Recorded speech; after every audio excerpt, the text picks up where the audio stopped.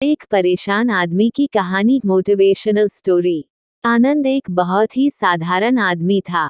उसका एक अच्छा खासा परिवार और एक नौकरी थी, लेकिन पिछले कुछ दिनों से वो काफी परेशान रहने लगा था। उसकी परेशानियों की वजह थी उसको आने वाले विचार। उसे लगता था कि वह दुनिया का सबसे बदनसीब आदमी है। पूरे घर का खर्चा उसे अकेले उठाना पड़ता है। घर में सबकी जिम्मेदारी भी उसी के कंधे पर है। आनंद की परेशानियां उसके चेहरे पर दिखने लगी थी। वो बात बात पर गुस्सा हो जाता। उसका चिड़चिड़ापन दिन प्रतिदिन बढ़ता ही जा रहा था। एक दिन आनंद अपने घर में ऐसे ही परेशान सा बैठा हुआ था, तभी उसका बेटा उसके पास आया और कहने लगा कि पापा, मुझे स्कूल से होमवर्क दिया गया है, क्या आप मुझे होमवर्क करने में हेल्प करेंगे? आनंद अपने बच्चे की पूरी बात सुने बिना ही उसके ऊपर गुस्सा हो गया और उसे काफी भला बुरा सुना दिया। बच्चा वहां से निराश होकर चला गया। थोड़ी देर बाद आनंद का गुस्सा शांत हुआ, तब उसे अपनी गलती का एहसास हुआ। आनंद अपने बच्चे के कमरे में गया, जहां उसने देखा कि उसका बच्चा नोटबुक में होमवर्क करते करते ही सो गया था। उसने नोटबुक उठाकर देखी। उसमें आज स्कूल से एक विषय पर पैराग्राफ लिखने के लिए दिया गया था। विषय कुछ ऐसा था, ऐसी चीजें जो पहले बुरी लगती है लेकिन होती अच्छी हैं। बच्चे ने एक कुछ पैराग्राफ उस विषय पर लिख लिए थे। आनंद उस नोटबुक में लिखे को पढ़ने लगा।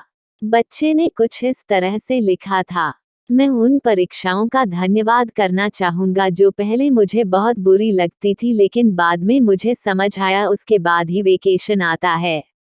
मुझे बीमारी में खाई जाने वाली सभी कड़वी दवाइयों से नफरत थी, लेकिन बाद में मैं समझ पाया कि उन्हीं दवाओं की वजह से मैं स्वस्थ हो पाता था और बाकी सभी चीजों का मजा ले पाता था। सुबह सुबह बजने वाला अलार्म मुझे अच्छा नहीं लगता था, लेकिन मैं बाद में समझ पाया उसी अलार्म की वजह से मुझे सुबह जल्दी उठने की आदत लगी और वही अलार्म ही मुझे जिंदा होने का एहसास दिलाता है। पहले मुझे मेरे पापा की डांट अच्छी नहीं लगती, लेकिन अब मैं समझ पाया हूँ उनकी डांट की वजह से ही मैं सही रास्ते पर बना रहता हूँ और अच्छे भविष्य की तरफ आगे बढ़ता हूँ। इन सभी चीजों के लिए और खासकर मेरे पापा के लिए मैं भगवान को धन्यवाद देना चाहूंगा, क्योंकि मुझे डांटने के लिए मेरे पापा तो है, मेरे दोस्त के पास तो पापा ही नहीं है। मेरे पापा ही मेरी सारी जरूरतें पूरी करते हैं। कभी कभार डांटते भी है तो मेरे भले के लिए। अपने बेटे के विचार उस नोटबुक पर पढ़कर आनंद गहरी सोच में पड़ गया।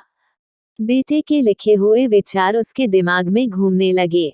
उसे लगा जैसे वह कई दिनों से किसी गहरी नींद में सो रहा था और यह नोटबुक पढ़ने से उसकी नींद खुल गई हो।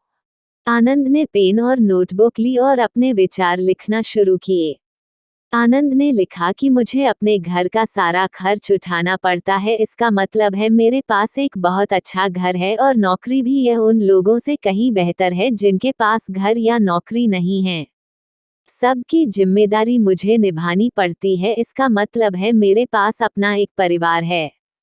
मतलब मैं उन सभी लोगों से ज्यादा खुश नसीब हूँ जो अकेले या अनाथ हैं। आनंद ऐसे ही एक के बाद एक अपनी सारी परेशानियां लिखता गया और उन परेशानियों का दूसरा पहलू जो कि पूरी तरह पॉजिटिव था। ये सब करने के बाद उसका मन और दिमाग बिल्कुल हल्का हो गया। उसे लगा जैसे जिन्हें वो परेशानी समझ रहा था वो कोई परेशानियां थी ही नहीं। दोस्तों, हम में से कई लोग अपने जीवन में घटने वाली हर घटना को नकारात्मक दृष्टि से देखते हैं और हमेशा दुखी रहते हैं। हमें हर समस्या या परेशानी को सकारात्मक दृष्टि से देखना चाहिए। जिस दिन से हम ऐसा करने लगेंगे उस दिन से हमारी हर समस्या गायब हो जाएगी, क्योंकि कोई भी समस्या एक नेगेटिव विचार से ज्यादा कुछ भी नहीं होती है। धन्यवाद। आपको यह वीडियो कैसी लगी कमेंट करके जरूर बताना। Please like and subscribe my YouTube channel. Thanks for watching.